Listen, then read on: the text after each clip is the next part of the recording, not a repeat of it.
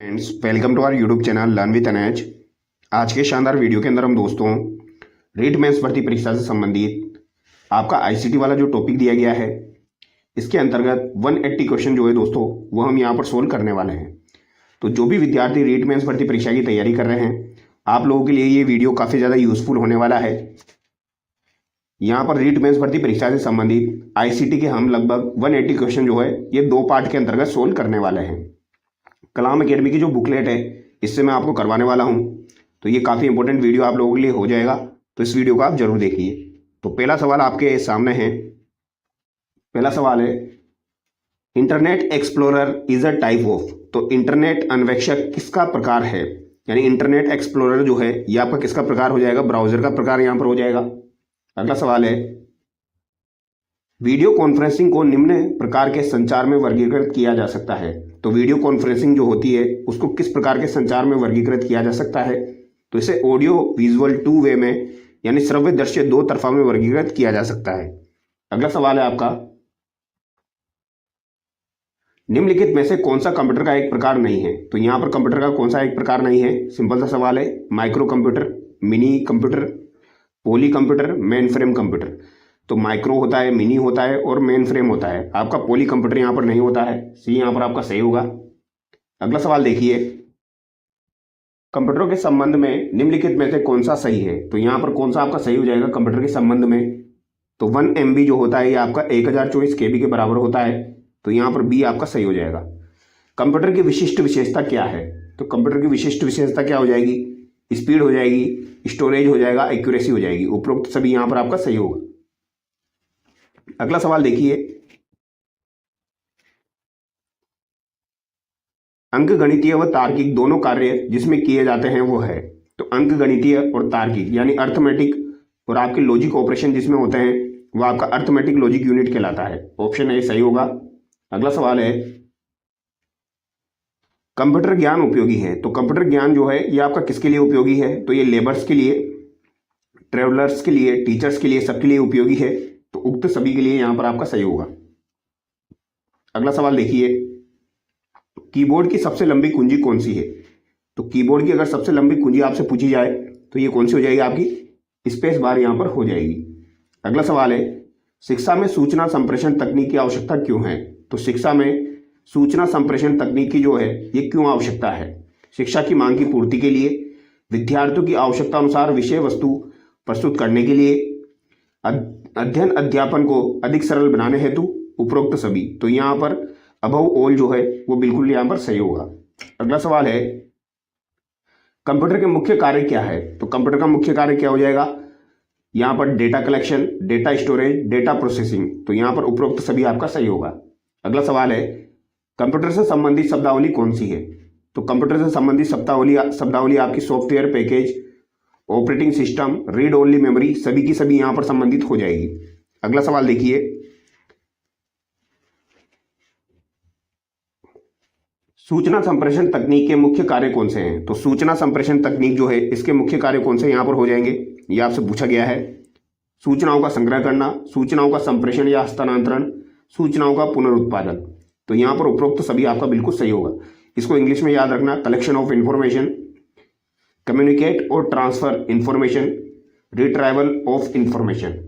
आगे देखिए, question number आपका 14 हो जाएगा, शिक्षा में सूचना संप्रेषण तकनीक का प्रयोग कौन कौन से हैं। तो बताइए इसका आंसर क्या होगा। शिक्षण में सूचना संप्रेषण तकनीक का प्रयोग, संसाधनों की सहभागिता में सूचना संप्रेषण तकनीक का प्रयोग, शिक्षकों की व्यवसायिक प्रगति में सूचना संप्रेषण तकनीक का प्रयोग। तो यहां पर उपरोक्त सभी जो है यह आपका सही होगा। आगे देखिए, निम्नलिखित में से कौन सा सूचना संप्रेषण तकनीकी से संबंधित नहीं है। तो कौन सा यहां पर सूचना और संप्रेषण तकनीक से संबंधित नहीं है, यह आपसे पूछा गया है।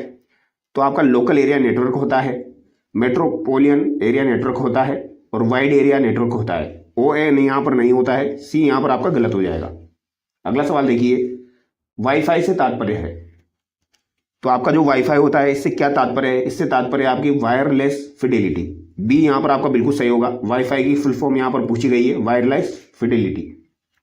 आगे देखिए, सूचना संप्रेषण तकनीक यानी कि इंफॉर्मेशन कम्युनिकेशन टेक्नोलॉजी जो है ये क्या है, ये आपसे पूछा गया है। तो विद्यार्थियों के लिए अभिप्रेरणा बढ़ाती है, विद्यार्थियों की निष्पत्ति बढ़ाती है, उच्च स्तरीय चिंतन को प्रोत्साहित करती है।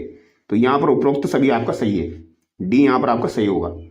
अगला सवाल देखिए, किसका प्रयोग नेटवर्क को बाह्य आक्रमण से बचाने में होता है? तो नेटवर्क को बाह्य आक्रमण से बचाने में किसका प्रयोग किया जाता है, ये आपसे पूछा गया है। तो ये फायरवॉल का प्रयोग किया जाता है। वेरी वेरी इंपॉर्टेंट सवाल है। ये सवाल अभी आपका वीडियो के एग्जाम में पूछा गया था, जहां तक मुझे याद आ रहा है वीडियो के एग्जाम में पूछा गया था फायरवॉल वाला सवाल। तो नेटवर्क को बाह्य आक्रमण से बचाने के लिए, यानी firewall is used to protect network from outside attacks. Optical storage device क्या है? तो ऑप्टिकल स्टोरेज डिवाइस क्या है, ये आपसे पूछा गया है। तो ये आपकी कौन सी हो जाएगी, डीवीडी यहां पर हो जाएगी। डीवीडी जो है ये ऑप्टिकल स्टोरेज डिवाइस है। आगे देखिए क्वेश्चन नंबर 23, कंप्यूटर के जनक के नाम से कौन किसको जाना जाता है? तो कंप्यूटर के जनक के नाम से कौन जाना जाता है, यह आपसे पूछा गया है। तो चार्ल्स बेबेज जो है इन्हें कंप्यूटर के जनक के नाम से जाना जाता है। कंप्यूटर वायरस है, तो कंप्यूटर वायरस क्या है, एक प्रकार का आपका, तो ये क्या हो जाएगा, कंप्यूटर वायरस है, सॉफ्टवेयर हो जाएगा। ऑप्शन ए यहां पर आपका सही है। कौन सा आउटपुट डिवाइस है, इनमें से कौन सा यहां पर आपका आउटपुट डिवाइस हो जाएगा? तो सिंपल सा सवाल है, आउटपुट डिवाइस यहाँ पर आपका कौन सा है? तो मॉनिटर जो है ये आपका आउटपुट डिवाइस है। कीबोर्ड, माउस और स्कैनर जो है ये तो आपके इनपुट में आते हैं। किसी कंप्यूटर का मस्तिष्क होता है, तो किसी कंप्यूटर का मस्तिष्क क्या होता है? तो सीपीयू जो है, कंट्रोल प्रोसेसिंग यूनिट, ये आपका कंप्यूटर का मस्तिष्क कहलाता है। The brain of any computer is CPU. ICT से अभिप्राय है, तो आईसीटी जो होती है इससे क्या अभिप्राय है, ये आपसे पूछा गया है। तो ये आपकी हो जाएगी information communication technologies. Option C यहां पर आपका सही होगा। अगला सवाल है, निम्न में से कौन सा कथन यहां पर सही है? यहां पर कौन सा कथन जो है ये आपका सही है? तो यहां पर सही कथन आपको बताना है। तो अभी हमने देखा था जो वायरस होता है ये आपका सॉफ्टवेयर का हिस्सा है। ऑप्शन सी यहां पर आपका सही हो जाएगा। तो virus is a part of software, see यहां पर आपका बिल्कुल सही होगा।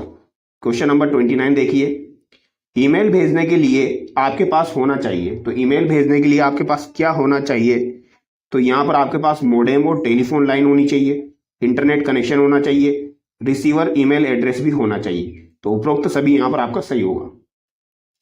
डेटा का उदाहरण है, तो डेटा का उदाहरण आपसे पूछा गया है। डेटा का उदाहरण क्या हो जाएगा? तो विद्यार्थियों के नाम, रोल नंबर, अकाउंट नंबर, उपरोक्त सभी। तो ये सभी के सभी जो है ये डेटा के उदाहरण है। ऑप्शन डी यहां पर आपका सही हो जाएगा। ठीक है। शिक्षा तकनीकी का आविर्भाव जिनसे हुआ है, तो शिक्षा तकनीकी जो है इसका आविर्भाव जिससे हुआ है यह आपसे पूछा गया है। तो यहां पर आपका राइट आंसर हो जाएगा भौतिकी और इंजीनियरिंग, यानी फिजिक्स एंड इंजीनियरिंग। अगला सवाल देखिए, निम्नलिखित कंप्यूटर के भाग हैं। तो निम्नलिखित कंप्यूटर के भाग हैं, यह आपसे पूछा निम्नलिखित कंप्यूटर के भाग हैं, सीपीयू, कीबोर्ड, स्कैनर, मॉनिटर। तो यहां पर आपका राइट आंसर क्या होगा? तो ये सवाल थोड़ा सा इसमें दिक्कत है दोस्तों, ये पूरी तरीके से नहीं लिखा हुआ है, तो इसको एलिमिनेट करते हैं हम। अगला सवाल देखिए, रैम से तात्पर्य है। तो रैम से क्या तात्पर्य है? तो रैम से तात्पर्य हो जाएगा random access memory. Option C यहां पर आपका सही हो जाएगा। अगला सवाल है, यूआरएल क्या है? तो यूआरएल क्या हो जाएगा? तो ये आपका वर्ल्ड वाइड वेब के एक पेज का पता होता है। तो the address of a page on the world wide web. Option D यहां पर आपका सही होगा।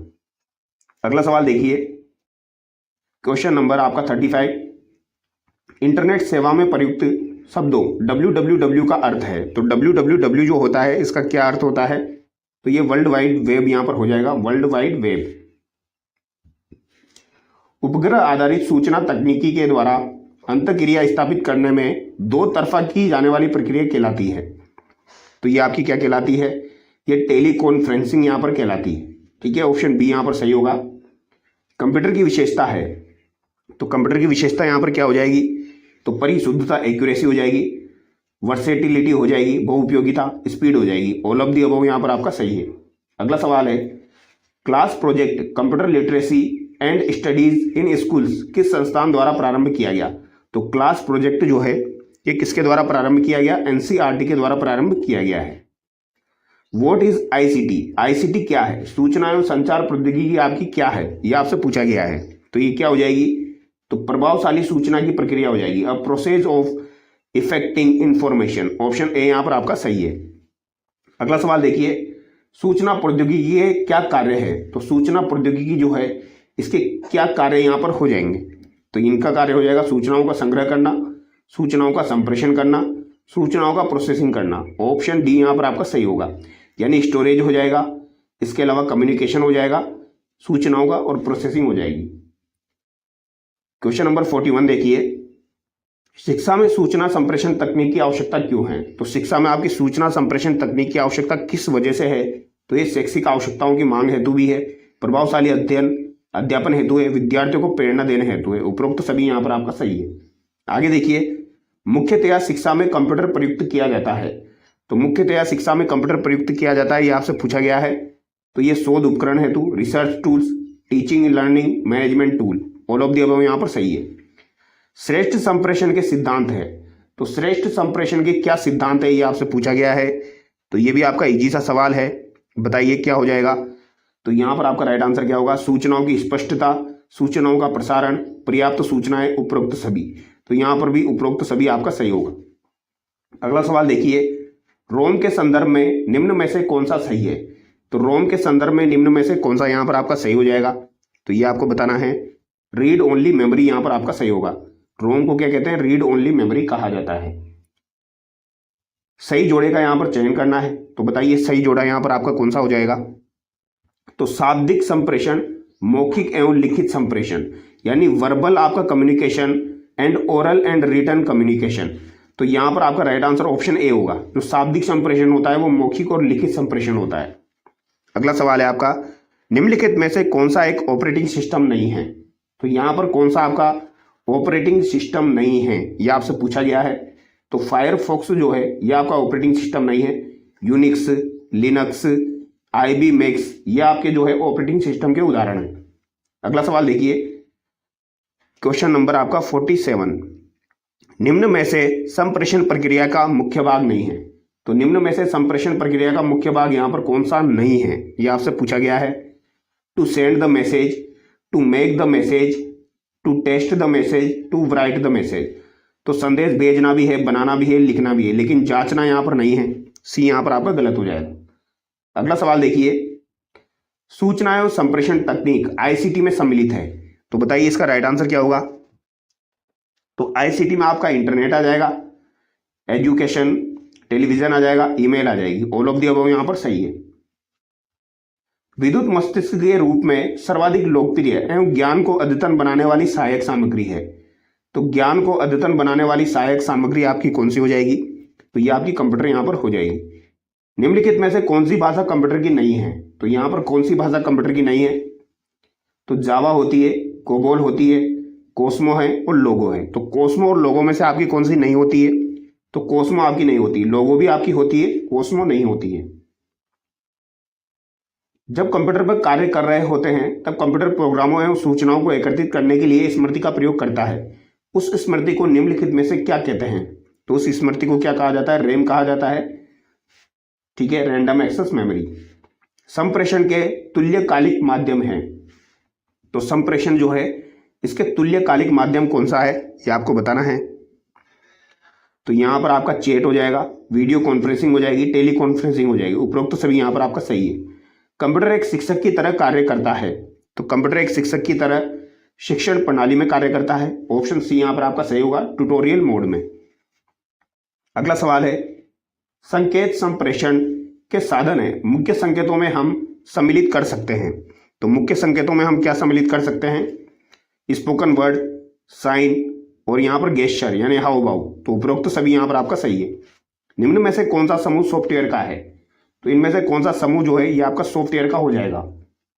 तो सॉफ्टवेयर का समूह यहां पर MS वर्ड है, फोटोशॉप है, MS एक्सेल है। ये आपके सॉफ्टवेयर के उदाहरण है। ऑप्शन ए यहां पर सही है। आगे देखिए, कौन सा एक भाग कंप्यूटर की प्रक्रिया का अंग नहीं है? तो कौन सा एक भाग कंप्यूटर की प्रक्रिया का यहां पर अंग नहीं है?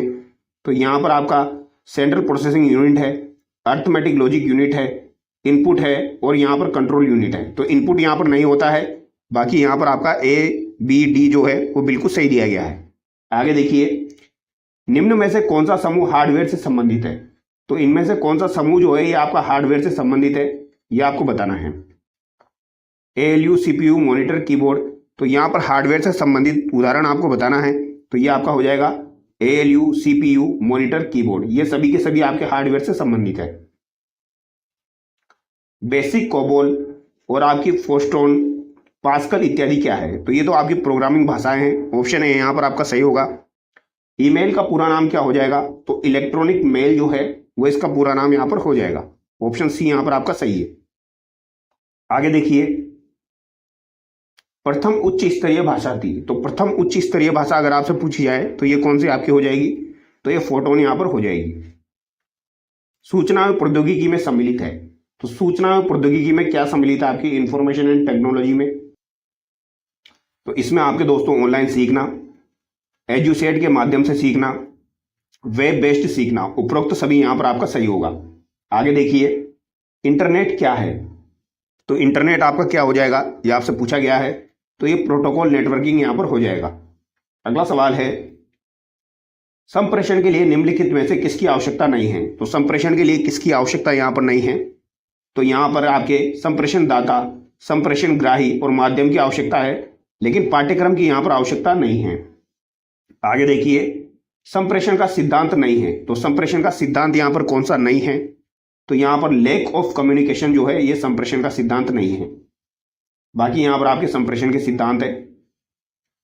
संप्रेषण प्रक्रिया का मॉडल कौन सा है, तो संप्रेषण प्रक्रिया जो है इसका मॉडल कौन सा हो जाएगा, तो इसका हो जाएगा सेंडर, मीडियम और आपका रिसीवर। ऑप्शन ए यहां पर आपका सही है।